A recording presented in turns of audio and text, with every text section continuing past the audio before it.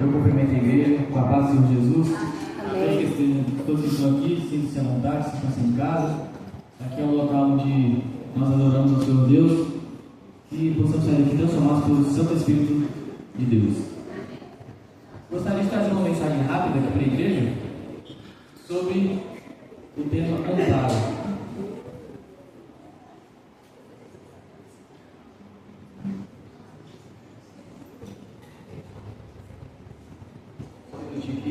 Só preciso pegar minha vida.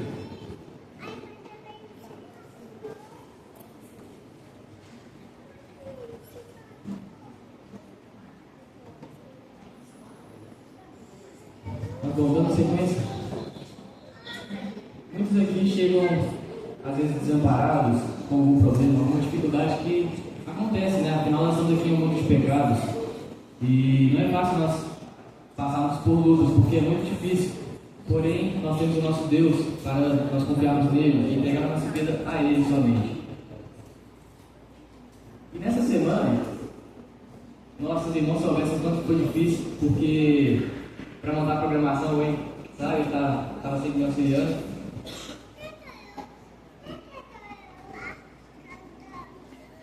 Essa semana foi uma semana muito difícil, porque para montar uma programação assim como essa, já estava montada, mas assim, aconteceram algumas coisas, aí graças a Deus foi tudo resolvido, mas a gente sabe que é tudo como se fosse provação do inimigo, para ver se a gente realmente vai conseguir suportar e vencer, porque, por exemplo, para estar trazendo uma mensagem aqui, a pessoa tem que estar preparada, e aí o que o inimigo faz? Ele tenta você, e acaba que você entra em uma batalha espiritual fortíssima, porque ele não vai querer que você passe a mensagem que Jesus deixou aqui para nós, para as outras pessoas que ainda não conhecem ou então estão começando a aprender, ou então os que já sabem também. Bom, também gostaria de dizer aqui na igreja que eu vou falar sobre a história de Jó rapidamente, porque se a gente falar do tema angústia e amparo, a gente lembra do sofrimento de Jó, não é mesmo? Jó, como todos já devem conhecer a história, foi um homem que andava com Deus, porém acabou sofrendo muitas provações em sua vida. Ele acabou perdendo tudo que tinha, melhor, quase tudo, e a gente vai ver isso aí no decorrer da mensagem. Mas, antes de tudo, gostaria de fazer uma oração com os irmãos, pode ficar da mesma maneira que estão, apenas coloquem seus pães para nós falarmos com Deus mais uma vez. Pai querido, Deus maravilhoso, diante da presença nos colocamos, pedindo primeiramente perdão sobre os nossos pecados, que o Senhor abra nossos corações para recebermos somente aquilo que é bom e agradável a Ti. Senhor, que não seja eu quem fala, mas que o Senhor fale por mim, que o Senhor abençoe essa programação, tudo que foi feito aqui, que possamos sair daqui realmente com reavivamento. Obrigado por tudo, em nome de Jesus. Amém.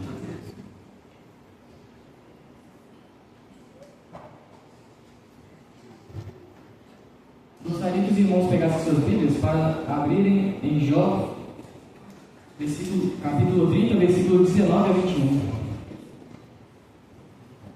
Jó 30, 19 a 21.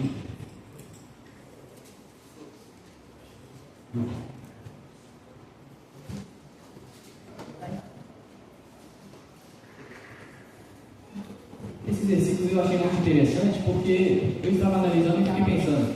Muitas vezes as pessoas elas acabam passando por provações e dificuldades tão grandes, que elas acabam colocando a culpa em Deus, falando: ó Senhor, por que você está fazendo isso comigo? Eu não mereço sofrer isso tudo não. Por que eu estou passando por essas dificuldades? E aí, é exatamente isso que diz nesses versículos. Vocês acharam? Amém? Jó 30, 19 e 21 diz o seguinte: Deus, Tu me lançaste na lama e me tornei semelhante ao pó e à cinza. Clamo a Ti e não me respondes. Estou em pé, mas apenas olhas para mim. Tu foste cruel comigo. Aí no versículo 21 a gente para por aqui. Tu foste cruel comigo. E há momentos que a angústia é tão grande que a gente acaba fazendo com que a gente coloque a culpa em Deus, sendo que na verdade ele não é nada culpado nisso. Porque às vezes a gente precisa passar por provações, dificuldades, para que nós consigamos vencer e sair ainda mais fortes, renovados pelo Espírito Santo, e então sairmos dessas provações com mais força, mais fé em Deus. Por isso algumas provações são necessárias em nossas vidas.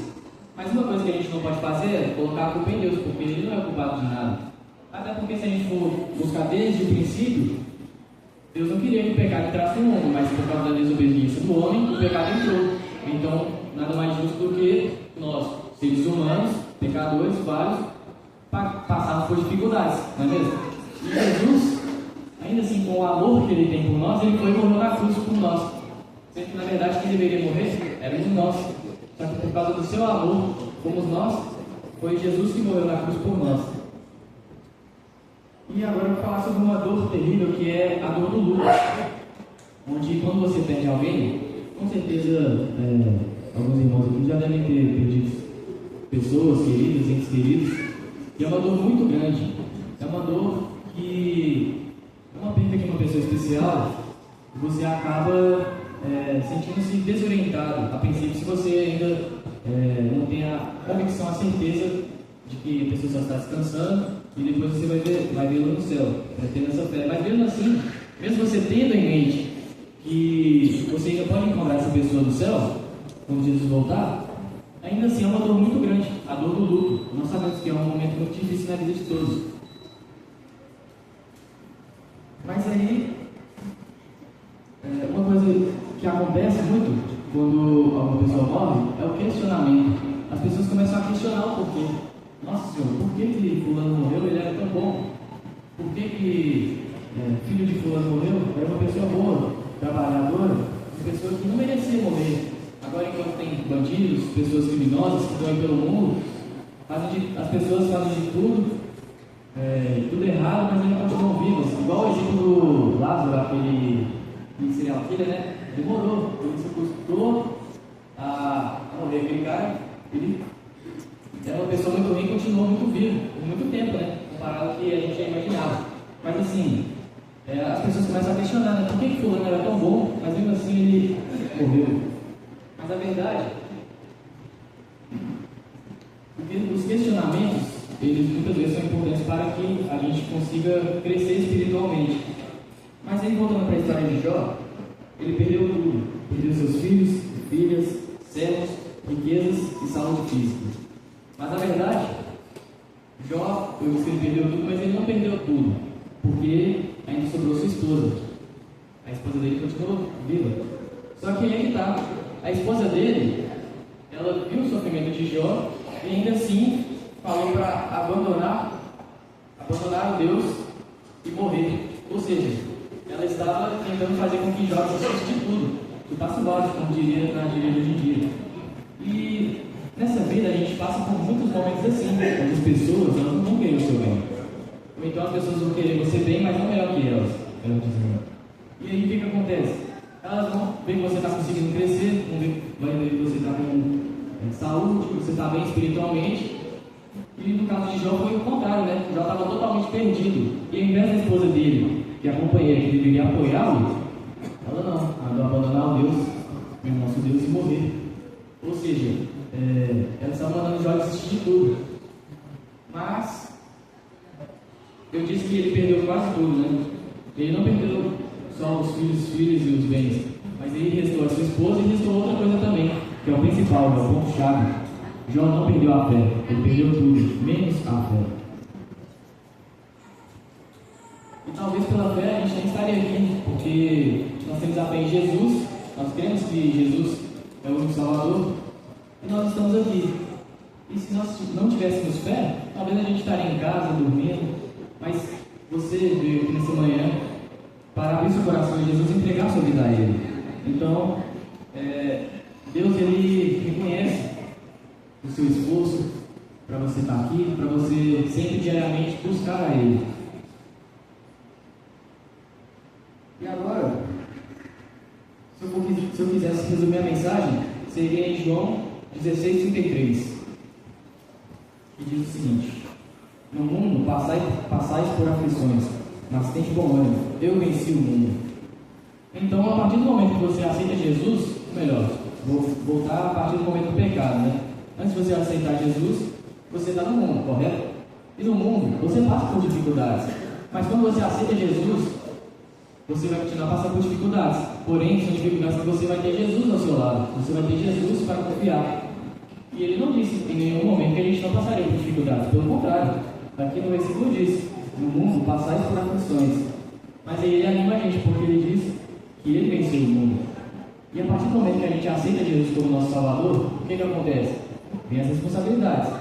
Porque não basta só você batizar, agora eu estou salvo. Não, é aí que começa o ministério. Porque através disso, você vai ter dificuldades, por exemplo, de batalhas espirituais fortíssimas, igual eu comentei aqui no início. Porque quando você aceita Jesus, aí agora as dificuldades vêm do mundo. O mundo fica tentando corroer você, fica tentando te afastar de Deus.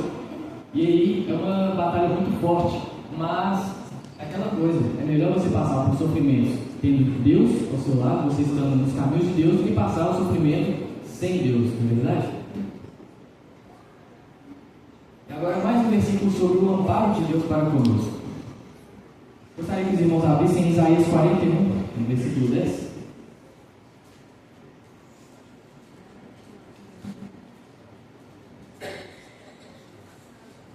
E agora, meus irmãos,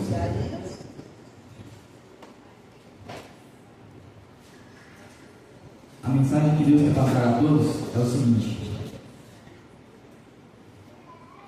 Se você continuar a leitura, eu vou repetir o versículo novamente, mas vamos lá. Isaías 41, 10 diz o seguinte: não temas, porque eu sou contigo. Não te assombres, porque eu sou o teu Deus. Eu te fortaleço e te ajudo e te sustento com a minha destra fiel. Agora feche seus olhos. Feche seus olhos. E agora pense em alguma dificuldade, algum problema que você passa na sua vida, ou que você está passando.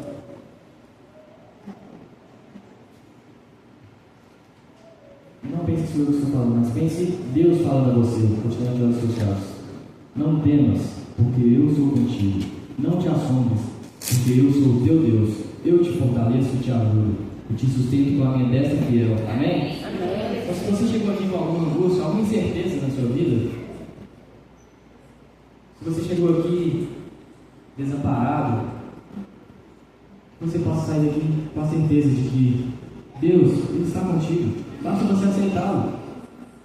Você deve entregar sua vida a Ele para que você possa experimentar coisas maravilhosas. Porque mesmo que a gente passe por tribulações, a gente é feliz, porque nós temos Deus. Nós temos que ter bom ânimo, porque Jesus venceu o mundo. Se nós somos cristãos, então nós também podemos vencer o mundo.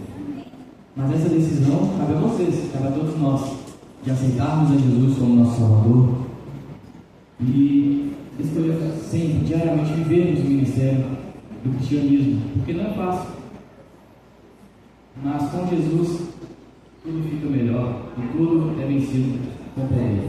Amém.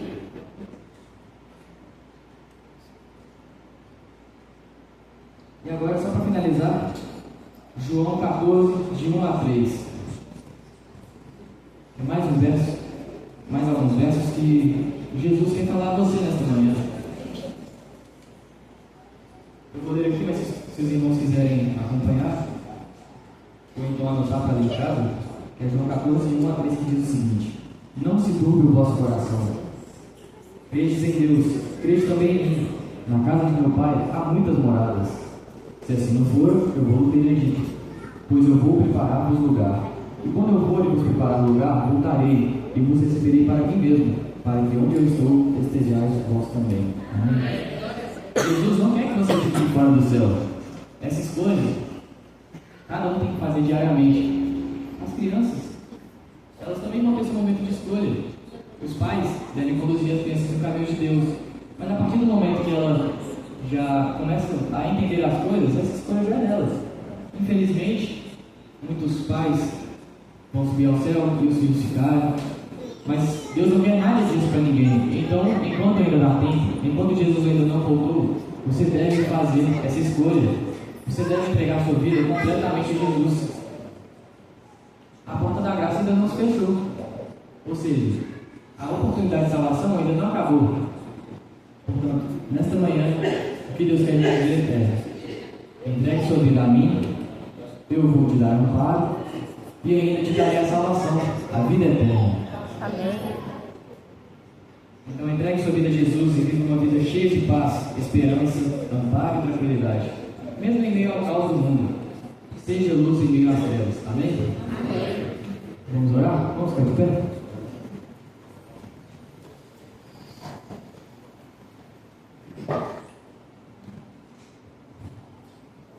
querido Deus maravilhoso. Senhor Deus, nós aceitamos Teu Filho Jesus como nosso único e suficiente Salvador. E entregamos nossa vida a Ti, ó Deus. Portanto, Pai, use-nos para a pregação do Teu Evangelho. Por favor, Senhor, se há em nós alguma angústia, alguma aflição, por favor, Pai, que nós possamos sempre confiar em Ti, entregarmos nossas vidas a Ti, para que o Senhor nos ampare, porque nós sabemos que, independente das provações e dificuldades, o Senhor está conosco. Pai, perdoe os nossos pecados e salve-nos para o Teu reino. Em nome de Jesus. Amém.